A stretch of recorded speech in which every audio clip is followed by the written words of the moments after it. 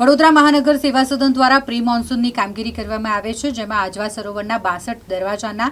મેન્ટેનન્સની કામગીરી પણ કરવામાં આવી હતી અને તેવામાં આજવા સરોવરમાં પાણીનો સ્ત્રોત વધે તે માટેની પણ કામગીરી જ્યારે કરવામાં આવી હોય તો વધુ માહિતી પાણી પુરવઠા વિભાગના અધિકારી ધાર્મિક દવેએ આપી છે।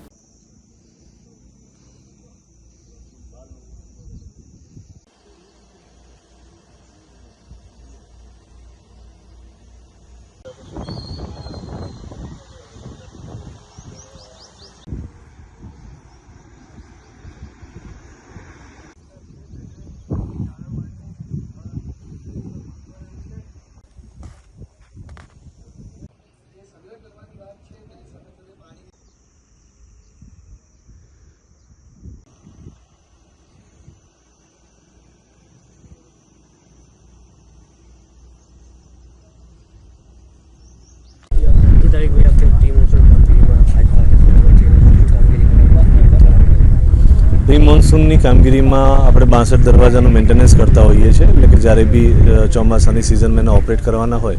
ત્યારે આપણે એને સરળતાથી ને સારી રીતે ઓપરેટ કરી શકીએ, એટલે એ કામગીરી પૂરી થઈ ગયેલી છે। આજે કથાનું આયોજન હતું, એ પણ કથાનું આયોજન પૂર્ણ થયેલું છે। આવનારા સમયમાં ચોમાસું ટૂંક સમયમાં બેસશે, એટલે એના ભાગરૂપે આપણે જે ગયા વર્ષના ચોમાસા પરથી બોધપાઠ લઈ અને જે નિવારણ કમિટીના સૂચન હતા એના જેટલા પણ શોર્ટ ટર્મ મેજર્સ હતા એ શોર્ટ ટર્મ મેજર્સ આપણે અચીવ કર્યા છે, એટલે કહી શકીએ કે આ વખતે આપણને વરસાદમાં આપણે સારું મેનેજમેન્ટ કરી શકીશું। દર વર્ષે વડોદરામાં પૂરની પરિસ્થિતિ જનરલી 5 વર્ષની આપણી પેટર્ન હોય છે, 5 વર્ષે આવતું હોય છે, પણ છતાં કુદરત છે એટલે આપણે એવું ન કહી શકીએ પેટર્ન કે, પણ આપણે જે ગયા વર્ષની પરિસ્થિતિ જે થઈ હતી એને બોધપાઠ લઈ અને જે આપણે જુદા જુદા મેજર્સ નક્કી કર્યા હતા શોર્ટ ટર્મ અને લોંગ ટર્મ, એમાં શોર્ટ ટર્મ મેજર્સને આપણે ટૂંકા ગાળામાં એટલે કે 100 થી 150 દિવસના સમયગાળામાં આપણે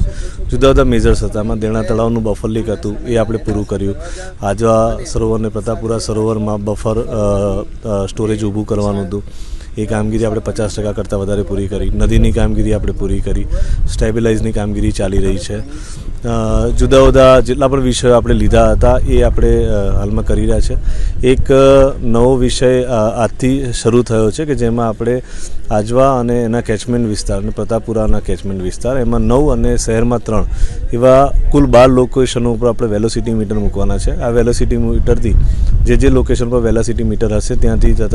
પસાર થતા પાણીના પ્રવાહનું આપણે મેનેજમેન્ટ કરી શકીશું।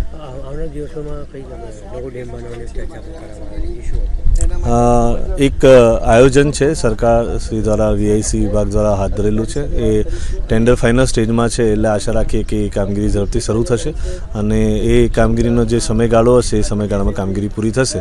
તો આ આપણને એક વધારાનો સારો એવો બેનિફિટ મળી શકશે।